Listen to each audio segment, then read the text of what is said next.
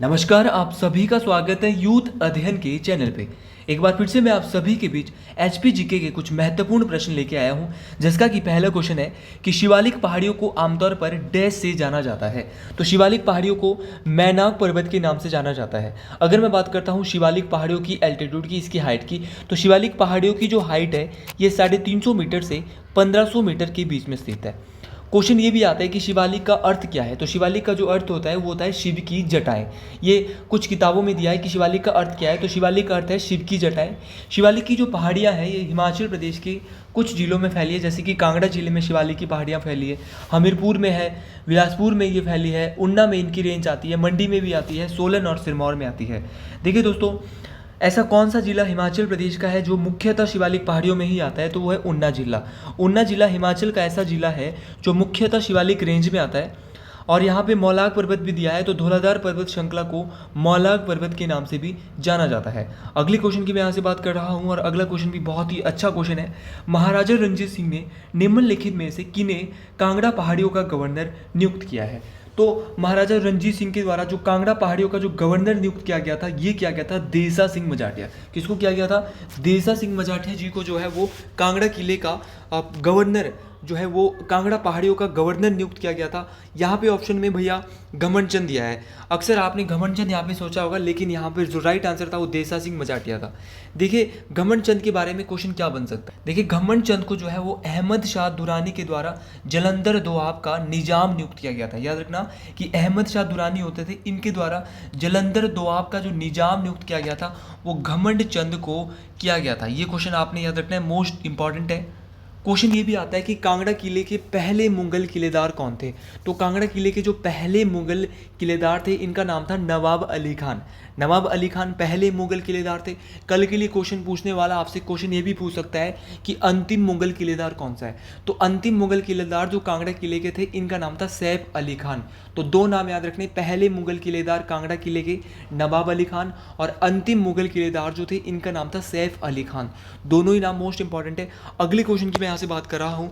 रोरा पनबिजली परियोजना का निर्माण हिमाचल प्रदेश की कौन सी नदी पर हुआ है। तो एक रोरा पनबिजली परियोजना है, ये किस नदी पर बनी है।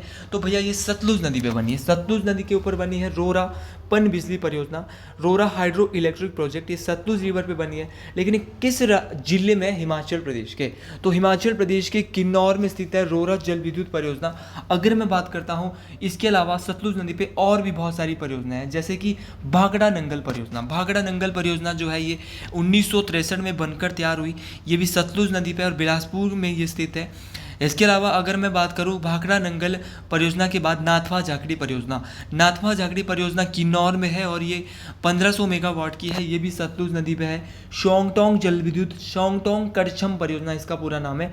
तो शोंगटोंग करछम परियोजना ये किन्नौर में है और ये 402 मेगावाट की है, सतलुज नदी पर स्थित है।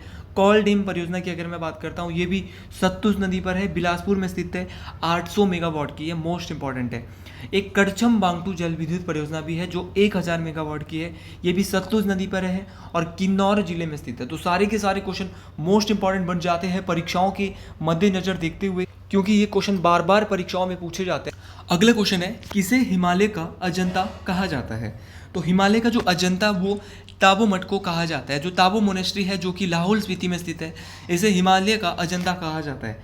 दोस्तों अगर मैं बात करता हूँ हिमाचल का एलोरा किसे कहा जाता है। तो हिमाचल का जो एलोरा है वो मसरूर रॉकेट मंदिर को कहा जाता है, जो कि कांगड़ा में स्थित है। अगर मैं बात करता हूँ ताबो मठ की, तो ताबो मठ की जो स्थापना हुई थी ये 1996 एडी में हुई थी। ये आपने याद रखना है, मोस्ट इंपॉर्टेंट बात ये बनती है। उसके अलावा ऑप्शन में यहाँ पे दिया है मृकुला देवी मंदिर। मृकुला देवी मंदिर लाहौल स्पीति के उदयपुर में स्थित है, मोस्ट इंपॉर्टेंट है। अगर मैं कुछ मोनेस्ट्रीज की बात करता हूँ जो कि लाहौल स्पीति में है, तो वो मैं आपको बताना चाहूँगा क्योंकि वो परीक्षा में बार बार पूछी जाती है। लाहौल स्पीति में जो गोम्पे स्थित है, क्योंकि मोनेस्ट्री को गोम्पा कहा जाता है। लाहौल स्पीति में एक तो शाशूर गोम्पा लाहौल स्पीति में, तायूर गोम्पा बहुत ज़्यादा इंपॉर्टेंट है, लाहौल स्पीति में स्थित है। कारदांग मोनेस्ट्री कारदांग गोम्पा लाहौल स्पीति में स्थित है। मोस्ट इंपॉर्टेंट गोम्पा जो लाहौल स्पीति का बार बार परीक्षाओं में पूछा जा रहा है, गुरु घंटाल गोम्पा। गुरु घंटाल गोम्पा जो है, गुरु घंटाल जो है वो भी कहाँ पे? लाहौल स्पीति में ही स्थित है।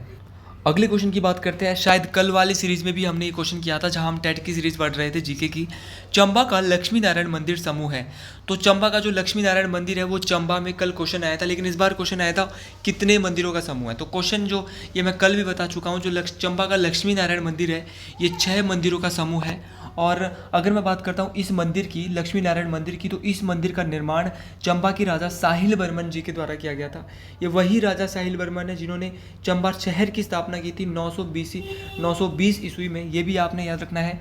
और इसके अलावा यहाँ पे 84 मंदिर दिया है। 84 मंदिर भी चंबा के भरमौर में ही स्थित है, और ये आपने याद रखना है। चंबा जो शहर है वर्तमान में वो किस नदी के पास है, तो वो रावी नदी के पास है। चंबा के कुछ और टेम्पल्स की अगर मैं बात करूँ तो एक छतराड़ी टेम्पल, जिसको शक्ति देवी मंदिर के नाम से भी जाना जाता है, ये भी चंबा में स्थित है। मणिमहेश मंदिर और मणिमहेश यात्रा ये भी दोनों चंबा में होती है, और इनको राजा मारू के द्वारा बनवाया गया था। लक्षणा देवी मंदिर चंबा में है। कामेश्वर मंदिर बहुत इंपॉर्टेंट है, कामेश्वर मंदिर अपना चंबा में है, और चंद्रगुप्त मंदिर भी अपने चंबा में ही स्थित है। अगले क्वेश्चन की बात करते हैं। हर एक क्वेश्चन मोस्ट इंपॉर्टेंट है, इंटरेस्टिंग क्वेश्चन सारे के सारे हैं। उना जिला औपचारिक रूप में जाना जाता था।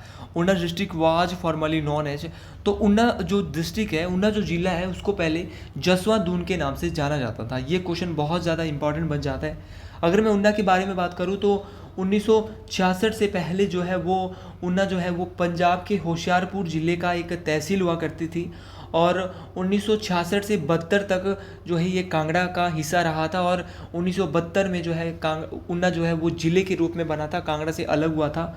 उना शहर की अगर मैं बात करता हूँ तो उना शहर की जो नींव है वो बाबा कलाधारी की जी के द्वारा की गई थी। मोस्ट इंपॉर्टेंट क्वेश्चन है ये। और उना के जो इंपॉर्टेंट मेले की अगर मैं बात करूँ तो उना में जो है बहुत इंपॉर्टेंट मेला जो परीक्षा में बार बार पूछा जा रहा है, एक तो है बाबा बड़भाग सिंह मेला। बाबा बड़भाग सिंह मेला जो उना के मैडी में लगता है, मोस्ट इंपॉर्टेंट फेयर है ये उना का। एक है पीर निगाह मेला, पीर निगाह मेला भी उन्ना में होता है, और चिंतपूर्णी मंदिर और चिंतपूर्णी माता का मेला भी उन्ना में ही लगता है। इसके अलावा अगर मैं बात करता हूँ, ऑप्शन में तो भैया किरग्राम भी दिया था, तो बैजनाथ का जो पुराना नाम है वो किरग्राम था। ये धनेरी नहीं, ये धमेरी है। धमेरी का जो पुराना नाम है वो जो नूरपुर का जो पुराना नाम है वो धमेरी था। बनेड़ का जो नया नाम है वो है सुंदरनगर। तो सारे के सारे नाम आपको ये याद रखने पड़ेंगे, मोस्ट इंपॉर्टेंट है। अगले क्वेश्चन की बात करते हैं। जब मैं अगले क्वेश्चन में जाता हूँ तो ये क्वेश्चन मोस्ट इंपॉर्टेंट मुझे दिखता है। क्वेश्चन है कि नौहरा रिचर्ड्स हिमाचल प्रदेश के किस स्थान पर रहते थे। नौहरा रिचर्ड्स की यहाँ पे बात हो रही है। नौहरा रिचर्ड्स जो है वो अंद्रेटा में रहते थे। अंद्रेटा कहाँ पड़ता है भैया, तो अंद्रेटा जो है वो कांगड़ा में पड़ता है। अंद्रेटा गांव जो है वो नौहरा रिचर्ड्स की वजह से ही फेमस हुआ है। आज की डेट में ये अगर इतना फेमस है तो वो नौहरा रिचर्ड्स की ही वजह से है। नौहरा रिचर्ड्स एक ड्रामाज के साथ ये जुड़ी हुई थी, नाटक के साथ जुड़ी हुई थी नौहरा रिचर्ड्स, और भारतीय जो है वो 1911 में आई थी। अगले क्वेश्चन की बात करते हैं। मिंजर का शाब्दिक अर्थ क्या है। क्वेश्चन बोल रहा है what is the literal meaning of Minjar. Minjar का जो अर्थ है वो है मक्के का फूल। मिंजर का जो अर्थ होता है वो होता है मक्के का फूल। और अगर मैं बात करता हूँ, ये मिंजर एक मेला है, और इसी को ये मिंजर नाम तब से लेकर ही फेमस हुआ था। मिंजर मेला जो है वो अभी सावन के महीने में शुरू हुआ था। सेकंड संडे ऑफ सावन मंथ से शुरू हुआ था, और थर्ड संडे ऑफ सावन मंथ तक मिंजर मेला लगता है।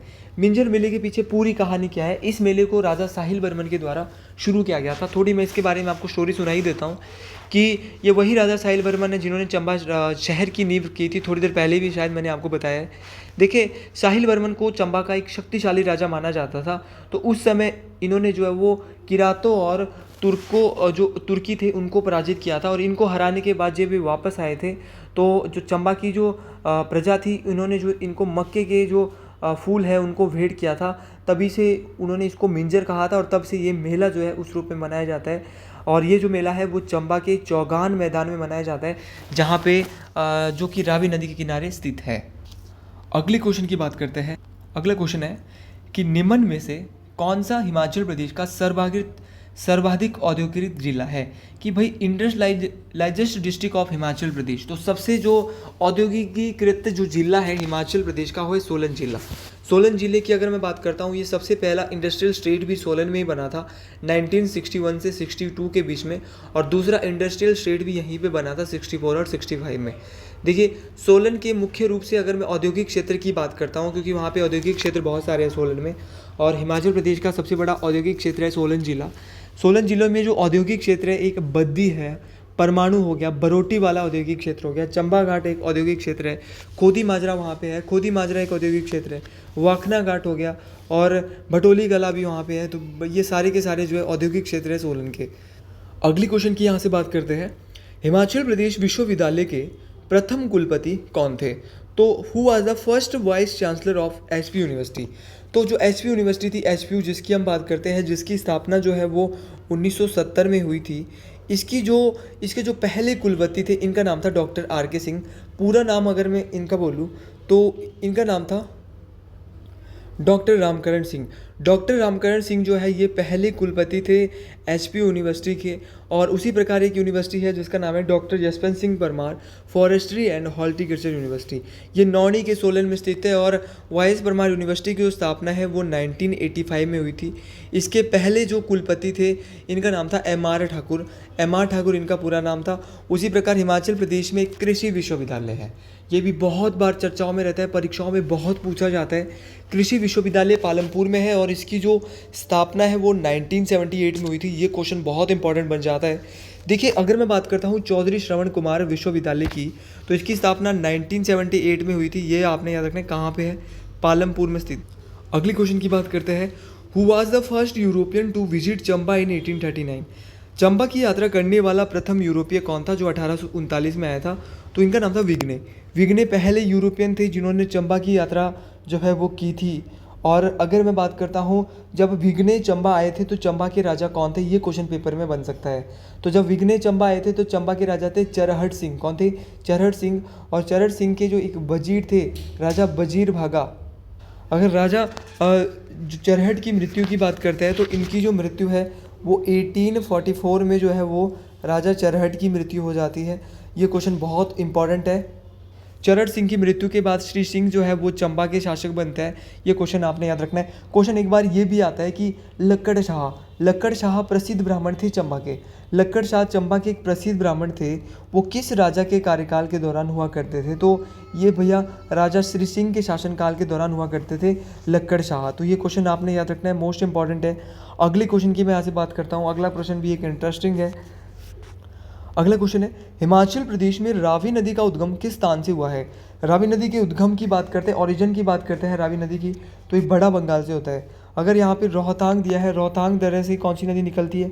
तो रोहतांग दर्रे के समीप ब्यास नदी आती है। और बारालच्चा दर्रे के समीप जो है दो नदी आती है, एक चंद्रा नदी और दूसरी भागा नदी, जो कि आगे जाकर चिनाब नदी बनाती है। ये भी आपने याद रखना है, मोस्ट इंपॉर्टेंट बात है। चंद्रा और भागा नदी एक स्थान है, दो स्थानों पे आके, और इस स्थान का नाम है तांडी। तांडी नामक स्थान भी आपस में मिलती है। और ये तांडी में जो है आपने याद रखना है कि यहाँ पे द्रौपदी का अंतिम संस्कार हुआ था। ये क्वेश्चन बहुत बार परीक्षाओं में पूछ लिया गया है, आगे आप याद रखेंगे। अगले क्वेश्चन की बात करते हैं कि हिमाचल प्रदेश के कौन से ज़िले में गसोता मेला मनाया जाता है? तो हिमाचल का ऐसा कौन सा ज़िला है जहाँ पे गसोता मेला मनाया जाता है? तो अगर मैं बात करता हूँ गसोता मेले की, तो गसोता जो ये मेला है ये हमीरपुर में मनाया जाता है। देखिए, हमीरपुर में तो गसोता मेला मनाया जाता है। इसके अलावा और कौन कौन से ऐसे मेले हैं जो कि हमीरपुर में मनाए जाते हैं? तो हमीरपुर में बाबा बालकनाथ जी का मेला वो हमीरपुर में मनाया जाता है। और बाबा बालकनाथ जी का कॉलेज है वो भी हमीरपुर में स्थित है। और हमीरपुर में कहाँ पे? चकमों में, याद रखना, हमीरपुर के चकमों में बाबा बालकनाथ जी का कॉलेज स्थित है। उसी प्रकार अगर मैं बात करता हूँ हमीरपुर के सुजानपुर की होली बड़ी फेमस है। तो होली जो है हिमाचल प्रदेश की कहाँ की फेमस है? तो होली जो है वो हमीरपुर की फेमस है। और हमीरपुर में एक फेस्टिवल होता है जिसका नाम है, बहुत आसान है, हमीर फेस्टिवल। तो हमीर से आप समझ जाओगे कि हमीर फेस्टिवल भी कहाँ मनाया जाता है, तो हमीरपुर में ही मनाया जाता है। अगले क्वेश्चन की हम बात करते हैं कि हिमाचल प्रदेश में कौन से जिले का जनसंख्या घनत्व सबसे अधिक है?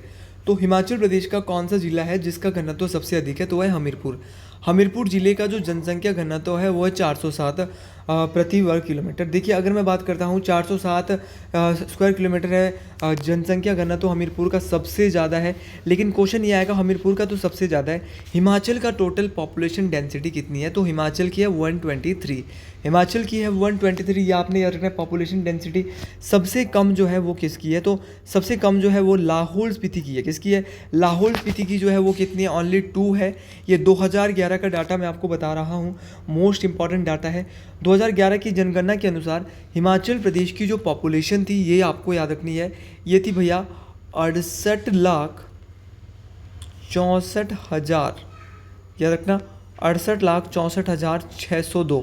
याद रखना कि हिमाचल प्रदेश की जो टोटल पॉपुलेशन 2011 में वो थी 68,64,602। उसी प्रकार अगर मैं बात करता हूँ हमीरपुर की, तो हमीरपुर की जो कुल जनसंख्या थी वो थी 4,54,768। क्या थी? 4,54,768 वहाँ की जनसंख्या थी। और कांगड़ा की जो पॉपुलेशन सबसे ज़्यादा थी 2011 के अनुसार वो थी 15,10,075। कितनी थी? 15,10,075। अगला क्वेश्चन भी पढ़ ही लेते हैं। सांच पार्ट्स कनेक्ट चंबा विद, देखिए थोड़ी वीडियो और लंबी बन जाएगी। यहाँ पे बोल रहा है कि जो सांच दर्रा है वो चंबा को किससे जोड़ता है। तो अगर मैं बात करता हूँ सांच दर्रे की, तो सांच दर्रा जो है वो चंबा को पांगे के साथ जोड़ता है। क्वेश्चन ये भी आ सकता है कि चंबा को पांगे से जोड़ने वाला एक और दर्रा बताइए। तो एक तो सांच दर्रा भी चंबा को पांगे से जोड़ता है। और दराटी दर्रा, बहुत बार ये दोनों ही दर्रे पूछे गए हैं, दराटी दर्रा भी और सांच दर्रा भी। तो सांच दर्रा और जो अपना दराटी दर्रा है ये चंबा को पांगी के साथ जोड़ता है। अगले क्वेश्चन की अगर मैं बात करता हूँ पांगी के हेडक्वार्टर की, तो पांगी का जो हेडक्वार्टर है वो कहाँ पे है? तो पांगी का हेडक्वार्टर है किलाड़। किलाड़ में जो है वो पांगी का हेडक्वार्टर है। ये बात आपने याद रखनी है, मोस्ट इंपॉर्टेंट है। और अगर मैं बात करता हूँ चंबा और कांगड़ा की, चंबा और कांगड़ा को जोड़ने वाले जो दर्रे हैं वो है तेलंग दर्रा। तेलंग दर्रा चंबा और कांगड़ा को आपस में जोड़ता है। उसी प्रकार बारू दर्रा भी चंबा को कांगड़ा से जोड़ता है। उसी प्रकार पादरी दर्रा, अगर मैं पादरी दर्रे की बात करता हूँ तो पादरी दर्रा चंबा को जम्मू से, याद रखना चंबा को जम्मू से जोड़ने वाला दर्रा कौन सा है? पादरी दर्रा। और एक चंबा में बसोदन दर्रा है, बहुत इंपॉर्टेंट ये दर्रा भी। बसोदन दर्रा चंबा को भटियात के साथ जोड़ता है। तो ये कुछ important question Himachal Pradesh GK के हमने देखे, जो कि हमने शॉर्ट एक वीडियो जो हमारी 17-18 मिनट की वीडियो थी उसमें हमने देखे। लास्ट में जाते जाते मैं आपको थोड़ी बहुत यहाँ पे जानकारी दे देता हूँ। हिमाचल प्रदेश में विधानसभा की 68 सीटें हैं। 68 में से सबसे ज़्यादा कहाँ पे? कांगड़ा। कांगड़ा में कितनी है? 15। उसके बाद है भैया शिमला, उसके बाद है मंडी। एम से मंडी में कितनी है? 10। शिमला में कितनी है? 8। इसके अलावा सिरमौर, सोलन, ऊना, चंबा, हमीरपुर, यहाँ पे विधानसभा सीटों की संख्या 5-5 है। तो कितनी हो जाएगी? 25। तो ये बहुत आसान है। और बिलासपुर और कुल्लू, यहाँ पे विधानसभा की सिर्फ 4-4 सीटें हैं। और लाहौल स्पीति और किन्नौर में विधानसभा की एक सीट है। तो ये सारी चीज़ें आपको याद रखनी है। मोस्ट इंपॉर्टेंट बातें हमने इस क्लास से देखी है। और अगर किसी को ये वीडियो अच्छी लगी है तो कमेंट बॉक्स में ज़रूर हर हर महादेव लिखे। और जिसने वीडियो पूरी देखी है उसको मैं अपने ग्रुप के साथ जोड़ने के लिए तैयार हूँ। ये मेरा ग्रुप है, आप इस नंबर पे जुड़ सकते हैं। तो बहुत इंपॉर्टेंट बात, बहुत आवश्यक सूचना मैंने आपको दी है। तो मिलते हैं अगले वीडियो में। जय हिंद, जय हिमाचल प्रदेश, हर हर महादेव।